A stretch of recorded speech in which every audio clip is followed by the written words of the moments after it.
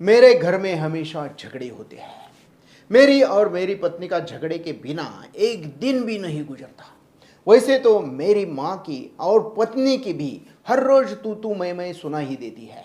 कभी कभी मेरा भाई और पिताजी भी एक दूसरे से लड़ते हैं।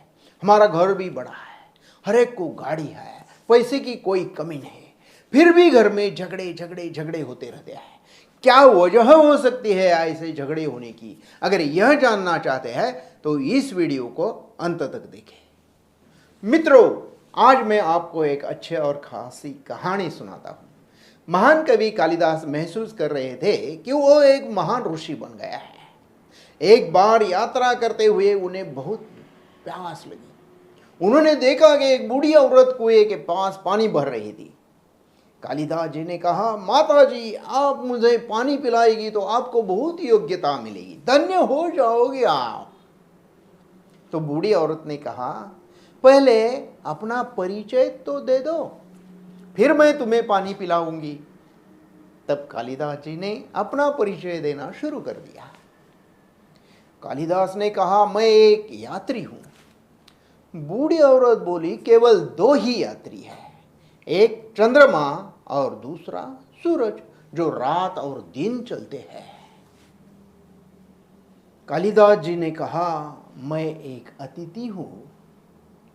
तो उस बूढ़ी औरत ने कहा, यह अतिथि तो सिर्फ दो ही हो सकते हैं, एक धन और दूसरी जवानी, जो वक्त के साथ खत्म हो जाते हैं।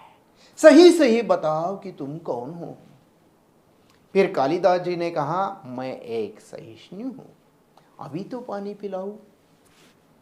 तो फिर से उस बूढ़ी औरत ने कहा, यह सहिष्णु तो सिर्फ दो ही होते हैं, एक धरती और दूसरा पेड़। धरती जो अपने ऊपर पुण्यवान और साथ ही पापी लोगों का बोझ लिए हुए है। पेड़ जिसके ऊपर कितने भी पत्थर मारो लेकिन हमें फल मीठे ही देता है। कालिदास हताश हो गए। फिर बोले, मैं जिद्दी हूं। तो फिर से बूढ़ी औरत ने कहा, तुम जिद्दी कैसे हो सकते हो? जिद्दी तो सिर्फ दो ही है, एक तो नाखून, दूसरे बाल, जिन्हें कितना भी काटो फिर से बढ़ते रहते हैं। अब कालिदास तो बेचैन होने लगे। वे तो कुछ कहने के मानसिकता में भी नहीं थे। वो उस बूढ़ी औरत के पैरों पर अपना सर रखकर पानी के लिए उससे प्रार्थना करने लगे।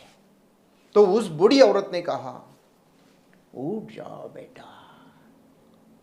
उस औरत की आवाज सुनते ही कालिदास जी ने ऊपर देखा तो बूढ़ी औरत की जगह साक्षात देवी सरस्वती खड़ी थी। कालिदास अब नतमस्तक हो गए। देवी सरस्वती ने कालिदास जी से कहा, शिक्षा लेने से ज्ञान मिलता है, अहंकार नहीं। शिक्षा के कारण तुम्हें जो मान सम्मान प्रतिष्ठा मिली है उसी को तुम अपना सर्वस्व समझ बैठे हो। तुम अहंकारी हो गए हो, इसलिए तुमको इससे बाहर निकालने की जरूरत थी। कालिदास जी को उनकी गलती का एहसास हो गया।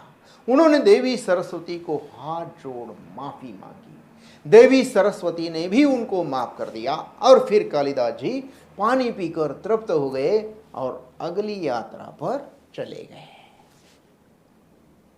दोस्तों, कहानी है तो सीख तो मिलनी ही चाहिए।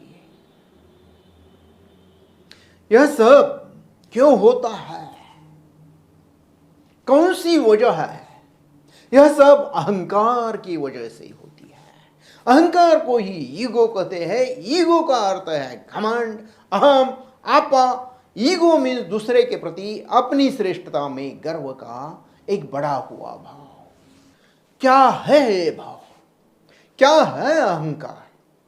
अहंकार खुद के कंधे पे बैठा रहता है, गलत होने पर भी खुद को मनवाता है। अहंकार कहता है, मैं विशेष हूं, मैं गलत नहीं हूं, मैं गलत हो ही नहीं सकता, मेरी राय हमेशा सही राय होती है, मैं श्रेष्ठ हूं, मैं दूसरों से अलग हूं। अहंकार खुद ने बनाया हुआ एक प्रॉब्लम है। अहंकारी इंसान तुम सही हो ऐसा लोगों ने कहना चाहिए, ऐसा प्रयास हमेशा करता रहता है। अज्ञान से अहंकार निर्माण होता है। अहंकार चाहता है पूरा श्रेय मुझे ही मिले। अहंकार एक विकार है।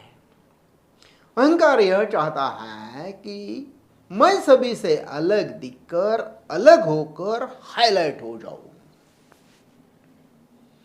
अहंकार जल्दी चोटिल होता है, हर्ट होता है, गलत अनुमान लगाता है। अहंकार सत्य को ठुकरा देता है, चाहे उसे में उसका फायदा हो तो भी। यह तो मूर्खता है। फिर भी अहंकार मूर्खता करता ही है। अहंकार से मन में तुलना, क्रोध, लालच, वासना, डर, नफरत, निराशा पैदा होती है। अहंकार के दो प्रकार होते हैं। एक नकली, मैं श्रेष्ठ हूं ऐसा कहना, ये नकली अहंकार का उदाहरण है। और दूसरा असली, मैं दूसरों से अलग हूं। अहंकार की वजह से रामायण हो गया, महाभारत हो गया, विश्व युद्ध हो गए। छोटे छोटे युद्धों की गिनती भी नहीं होगी। अहंकार के कारण बहुत नुकसान होता है। क्या क्या नुकसान होता है? एक, ईगो आपको कम दयालु बनाता है। यह कुछ गलत लोगों को आकर्षित करता है, लेकिन सही लोगों को आपसे दूर रखता है। आपका अहंकार आपकी सफलता में बाधा बन सकता है। यह आपके जीवन में प्यार आने से रुकता है। यह आपको तर्कहीन बनाता है। ईगो आपको लालची बनाता है। ईगो आपको तनाव में ढकेलता है। आपकी खुशी आनंद को मारता है। आपके रिश्ते और करियर को बर्बाद करता है। आपको कभी भी संतुष्ट नहीं होने देता है। बहुत सारे झगड़े अहंकार की वजह से ही होते हैं। न तो केवल समाज से, दोस्तों से, रिश्तेदारों से, घर वालों से भी होते हैं। मजे की बात यह है कि ईगो खुद से भी झगड़ा कर बैठता है। जीवन का मतलब क्या है? क्या है जीवन का मतलब? जीवन का मतलब है सुख, संतुष्टि, शांति, आनंद और स्वास्थ्य को संभालकर प्रगति की ओर आगे बढ़ते रहना। यही अपने चैनल का ब्रीद भी है, सिद्धांत भी है। क्या ईगो सुख देता है, संतुष्टि देता है क्या? शांति देता है, स्वास्थ्य देता है क्या? नहीं ना। तो इसे खत्म करना ही होगा। मित्रों, अगर ईगो खत्म करना चाहते हैं तो मैं सिर्फ 8 टिप्स देता हूं, उसी का प्रयास करते रहो। मेरा दावा है कि आप अहंकार से छुटकारा पाओगे। First, forgive and forget. क्षमा करना। कोई इंसान आपसे उल्टी सीधी बातें करता है, कुछ गलत करता है, उसे समझाओ। नहीं समझ गया तो वो ईगो ही है ऐसा समझकर उसे क्षमा कर दो। जाने भी दो यारो, ऐसा मन ही मन में कहो। Practice honesty and being open. ईमानदारी और खुले रहने का प्रयास करो, अभ्यास करो। जब आपके भाव, विचार, वाणी, क्रिया अलग अलग रास्ते से चलते हैं तो आपका अहंकार बढ़ता है।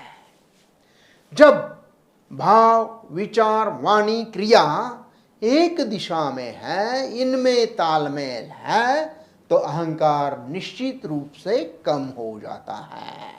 सच्चाई, सच्चाई आपको मुक्त कर देती है। Enjoy happy moments. खुशी के पलों का आनंद ले। आनंद लेना, आनंद में रहना, खुशी में रहना एक कला है।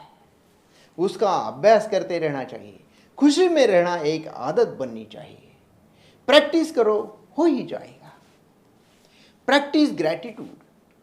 अगर कोई कुछ अच्छा करता है तो उसे धन्यवाद दे दो। मैं आपका आभारी हूं, ऐसा भाव व्यक्त करो। Accept the things.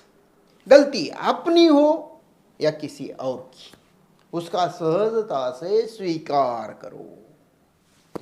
मुझे माफ कर दो, आई एम सॉरी, ऐसा बोलो और मन साफ कर दो।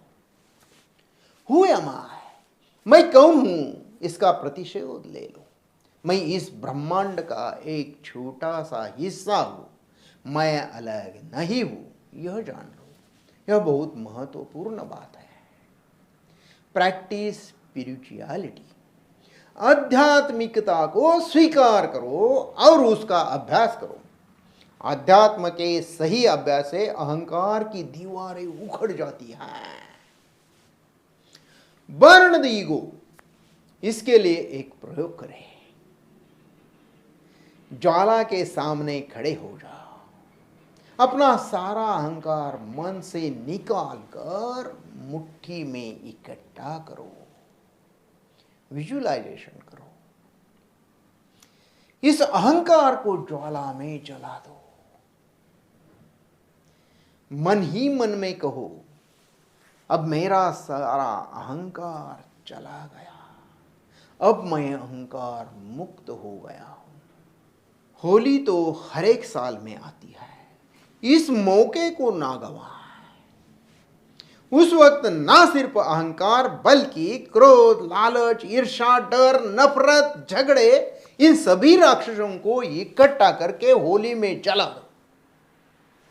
विजुअलाइजेशन करना मत भूलो, विजुअलाइजेशन करना महत्वपूर्ण है। अपना सारा मन साफ कर दो, हल्का कर दो। मेरा वादा है कि आप अभी अहंकार से मुक्त होने लगे हैं। आपके जीवन में सुख, संतुष्टि, शांति, आनंद और स्वास्थ्य को संभालते हुए आप प्रगति की ओर बढ़ रहे हैं। Okay, best luck. मित्रों, यह वीडियो आपको बहुत पसंद आया होगा।